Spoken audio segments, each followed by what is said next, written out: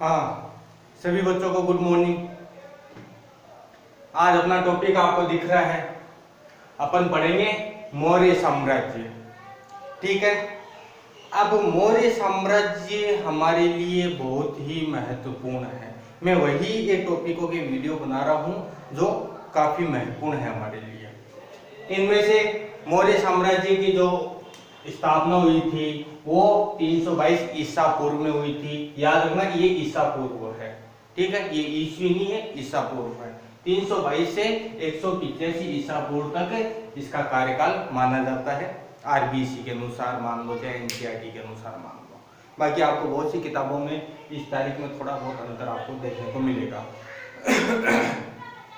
तो सबसे पहले अपन मौर्य साम्राज्य का जो प्रथम जो राजा था, ठीक है, उसके बारे में बात करते हैं। वो है चंद्रगुप्त मौर्य। अब चंद्रगुप्त मौर्य के बारे में बात करें। अब चंद्रगुप्त मौर्य है, ये राजा बना कैसे? सबसे बड़ी बात है, ये राजा बना कैसे? क्या किसी राजवंश से ये ताल्लुक रखता था? मौर्य, देखो इसके आगे लिखा मौर्य इससे पहले हमें 2-3 बार देखने को मिला है। तो कहीं पे लिखा हुआ है ये मूर जाति थी, उससे रिलेटेड है। कोई कहता था कि ये वैश्य हुआ करते थे।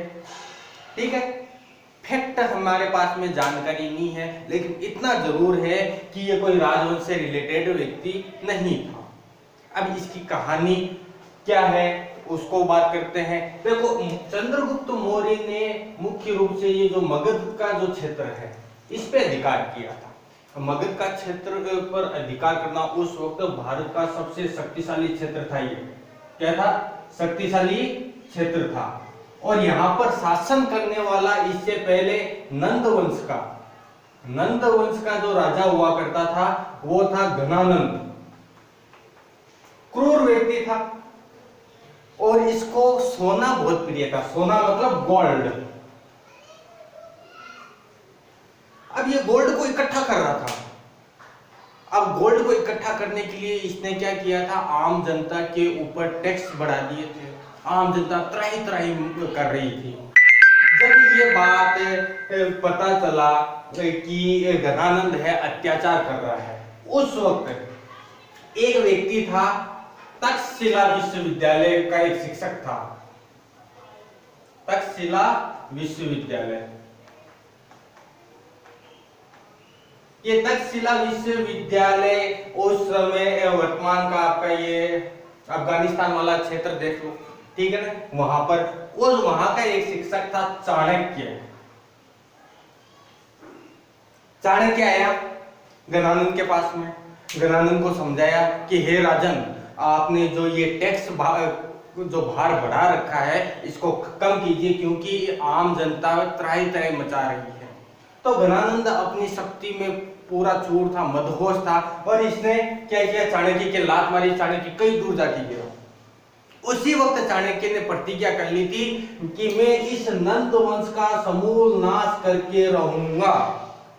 एक शिक्षक था, फिर भी इतनी बड़ी प्रतिज्ञा करना छोटी मोटी बात नहीं थी। अब क्या होता है कि वहां से चाणक्य चला जाता, बेइज्जती हो गई चाणक्य की, तो राज दरबार में रुकने का कोई मतलब था ही नहीं। ठीक है, वहां से जा रहा होता है, तब कुछ बच्चों को खेलते हुए ये देखता है।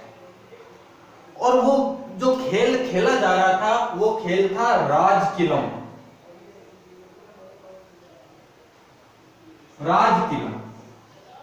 ये एक खेल था, वो खेला जा रहा था। अब ये राजकिलम क्या है?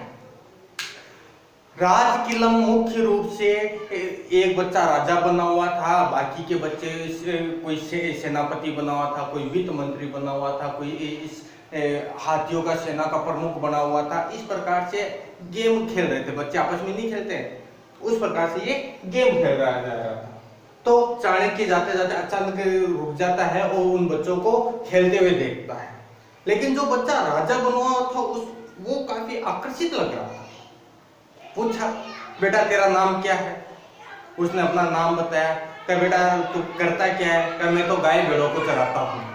कहा, अच्छा। कहा, क्या तू पढ़ना चाहता है? क्या पढ़ना तो चाहता हूँ, क्या तो चल मेरे साथ में, क्या मैं ऐसे नहीं चल सकता, मेरा मालिक है, मेरे मालिक ने मुझे खरीदा था, आप उससे बात करो। मालिक के पास में चाणक्य गया, चाणक्य ने बात की, मालिक ने कहा मुझे 1000 पण दे दीजिए। 1000 पण, 1000 पण में उस बच्चे को चाणक्य खरीद लेता है, और वो बच्चा कौन होता है? चंद्रगुप्त मौर्य। चाणक्य इसको अपने साथ में तक्षशिला विश्वविद्यालय ले जाता है, ठीक है, गांधार में ही है। तक्षशिला विश्वविद्यालय में ले जाकर के इसको हर प्रकार की सैनिक शिक्षा, राजा बनने की जो योग्यता होनी चाहिए वो योग्यता की शिक्षा, हर प्रकार की शिक्षा से परिपूर्ण किया जाता है। लेकिन उसी वक्त हमेशा एनी टाइम चाणक्य के दिमाग में अपनी बेइज्जती घूम रही थी, नंद वंश का समूल ये प्रतिज्ञा घूम रही थी कि मुझे इस नंद वंश का समूल नाश करके रहना है।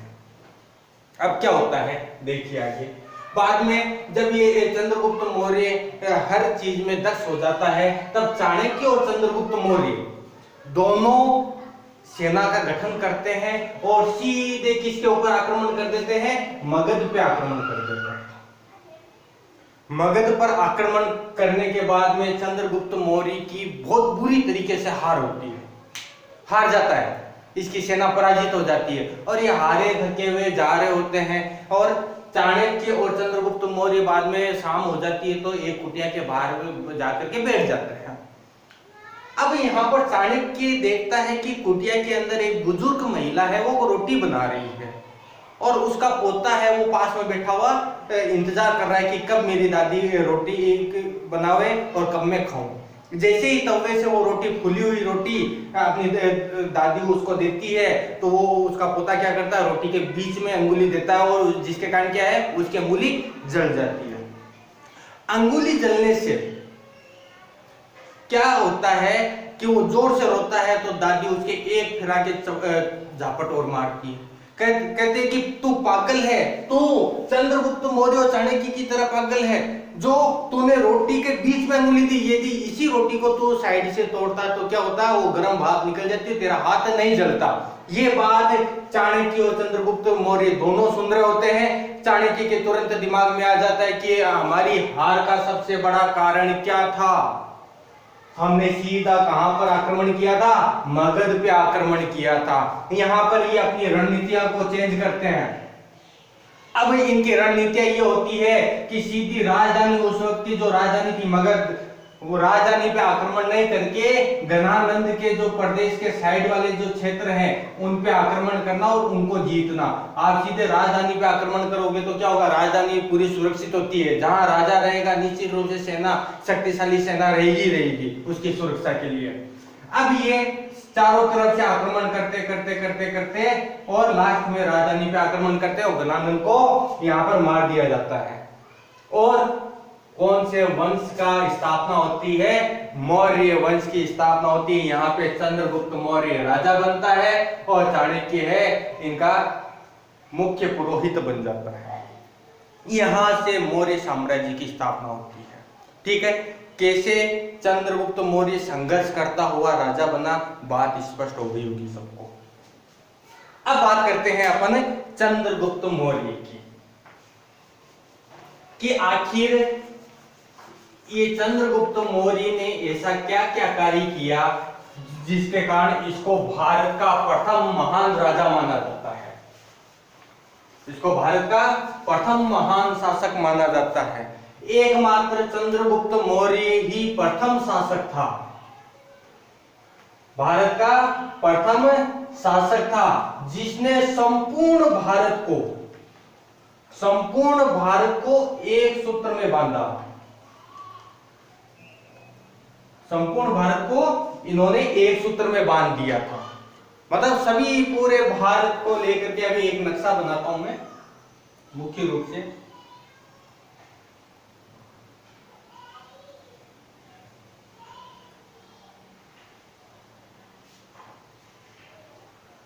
ये प्रदेश भी उस वक्त अपना ही हुआ करता था। ठीक है, अब इसमें मुख्य रूप से चंद्रगुप्त मौर्य का जो शासन था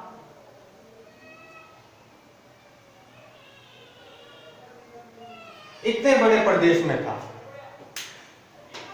मुख्य रूप से ये चंद्रगुप्त का मतलब संपूर्ण भारत को इसने एक सूत्र में बांधने का प्रयास किया और सफल भी हुआ था। ठीक है, इसके लिए मुख्य रूप से प्लूटार्क कहता है। कौन कहता है? प्लूटार्क। प्लूटार्क ये एक विदेशी इतिहासकार है। ये कहता है कि चंद्रगुप्त मौर्य ने अपनी 6 लाख सेना के साथ में पूरे भारत को रौंद दिया था। मतलब अपनी 6 लाख की सेना के साथ में पूरे भारत को रौंद दिया था। अब यहाँ पर चंद्रगुप्त मौर्य की कार्य प्रणाली स्थापना हो जाती है। यहाँ पर देखो चाणक्य की अहम भूमिका होती है। चाणक्य बोल दो, विष्णुगुप्त बोल दो, इनका ओरिजिनल नाम क्या था? विष्णुगुप्त था। ठीक है ना? या कौटिल्य भी बोल सकते हो, कौटिल्य, ये इनके 3 नाम हैं। और ओरिजिनल नाम इनका क्या था? विष्णुगुप्त था। इनकी पुस्तक, एक प्रसिद्ध पुस्तक, हमें चंद्रगुप्त मौर्य के पूरे शासन की व्यवस्था, हमें इनकी प्रसिद्ध पुस्तक है अर्थशास्त्र। अर्थशास्त्र से हमें काफी कुछ मैटर मिलता है चंद्रगुप्त मौर्य को जानने के लिए। ठीक है, किताब का नाम है अर्थशास्त्र और इनका जो विषय है, इस किताब का जो विषय है वो राजनीति है। राजनीति के ऊपर पूरी की पूरी ये किताब लिखी है। अपन ये अर्थशास्त्र की डिटेल बाद में देखेंगे। ठीक है, नेक्स्ट वीडियो में देखेंगे, अभी ये पॉसिबल नहीं। अपन अभी मौर्य साम्राज्य के बारे में देखते हैं। यहाँ पर अच्छी तरीके से शासन कर रहा होता है लोगों के हित के लिए। अर्थशास्त्र में साफ साफ लिखा हुआ है कि उस समय का शासन मुख्य रूप से लोगों की सेवा के लिए, लोगों के हित के लिए शासन किया गया हुआ था, कि लोगों के हित के लिए ही शासन करना है। यहाँ पर ये चंद्रगुप्त मौर्य की इतनी बात स्पष्ट हो गई है हमारे पास में। ठीक है, और अब एक और कहानी मैं आपको बताता हूं चंद्रगुप्त मौर्य की, कि उस समय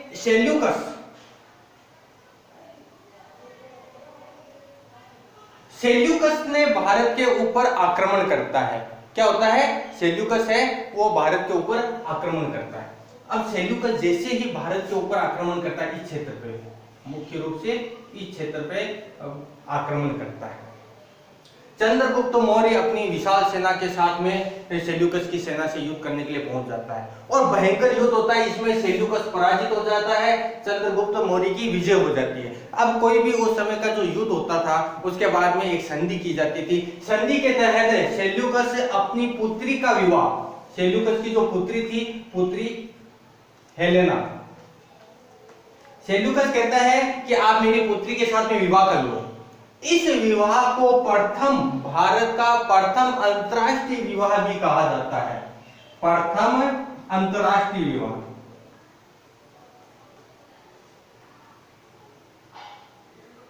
पहली बार कोई विदेशी महिला भारतीय राजा के साथ में विवाह करने को तैयार हो गई थी, किंतु यहां पर टांग अड़ाने का कार्य करता चाणक्य। चाणक्य कहता नहीं, किसी भी स्थिति में भारतीय महिला के साथ में ही विवाह होगा। यदि आप विदेशी महिला के साथ में विवाह कर लोगे तो उत्पन्न होने वाला जो पुत्र है वो विदेशी होगा, और विदेशी शासन किसी भी स्थिति में, चाहे वो कितना ही अच्छा हो, वो हमारे लिए फायदेमंद नहीं है। यहाँ पर बाद में चंद्रगुप्त मौर्य विश्वास दिलाता है कि हेलेना से उत्पन्न हुआ पुत्र मेरा उत्तराधिकारी नहीं होगा।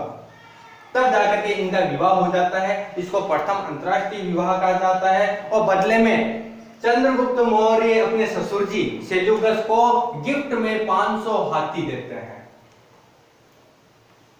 500 हाथी मिलते हैं, और सेल्यूकस है, कुछ प्रदेश है चंद्रगुप्त मौर्य को वो देता है। उन प्रदेशों के नाम है एरिया,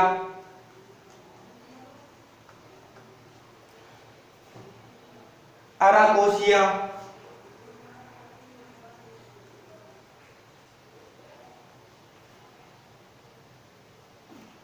जेड्रोसिया,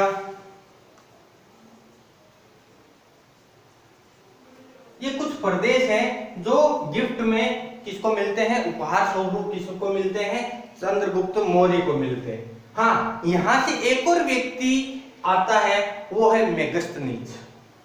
ठीक है, हमें चंद्रगुप्त मौर्य के शासन के बारे में या तो चाणक्य की किताब अर्थशास्त्र से ज्ञान मिलता है या मेगास्थनीज की जो 5 वर्ष भारत में रहा था, इसके बारे में देखो क्या होता है।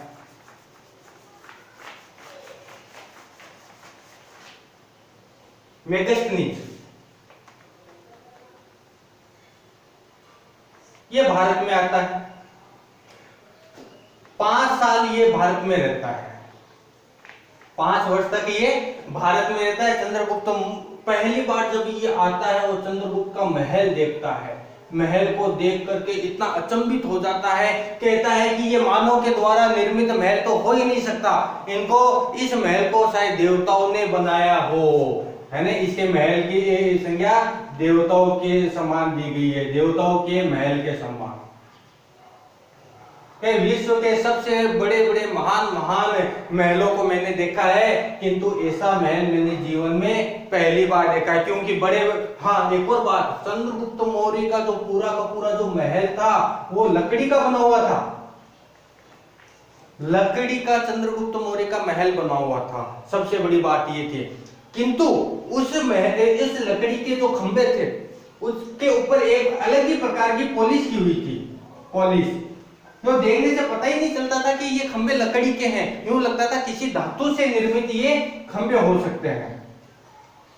खुद ये बात कहने वाला है मेगास्थनीज। इसकी जो पुस्तक है इंडिका, ओरिजिनल इंडिका वर्तमान में उपलब्ध नहीं है हमारे पास में, किंतु कुछ चीनी इतिहासकारों ने उस वक्त इंडिका की कुछ नकलें की थी और उसके आधार पर बात करते। मेगास्थनीज कहता है कि चंद्रगुप्त मौर्य के समय भारत में चारों ओर शांति थी, कोई लूट खसोट नहीं होती थी, यहां तक कि भारतीय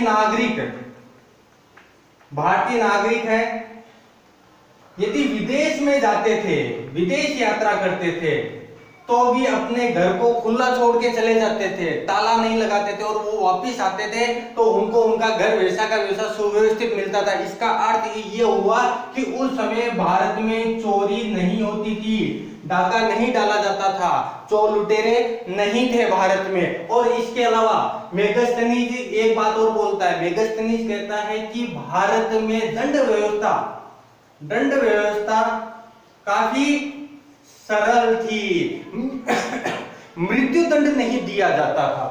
यह हमें मेगास्थनीज बोल रहा है, एक विदेशी इतिहासकार है, वो आकर के भारत के बारे में ये बात बोल रही है। तभी तो भारत सोने की चिड़िया या विश्व गुरु यूं नहीं कहा जाता था, उसके कारण थे क्योंकि ये विदेशी इतिहासकार ये बात बोल रहे हैं भारत के बारे में।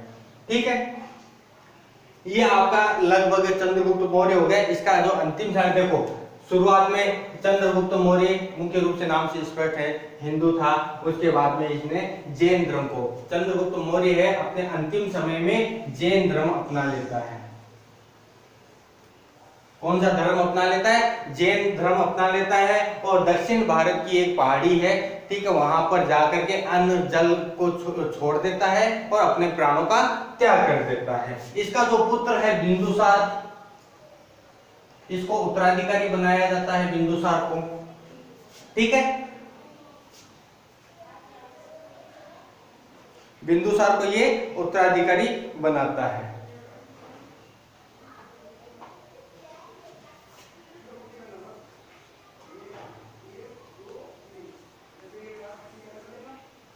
भद्रबाहु के दिशा निर्देश के आधार पर ये कौन सा धर्म को अपनाता है? जैन धर्म को अपना लेता है। उसके बाद में ये दक्षिण में मुख्य रूप से श्रवणबेलगोला, दक्षिण की पहाड़ी है श्रवणबेलगोला, यहां पर अन्न व जल को त्याग देता है।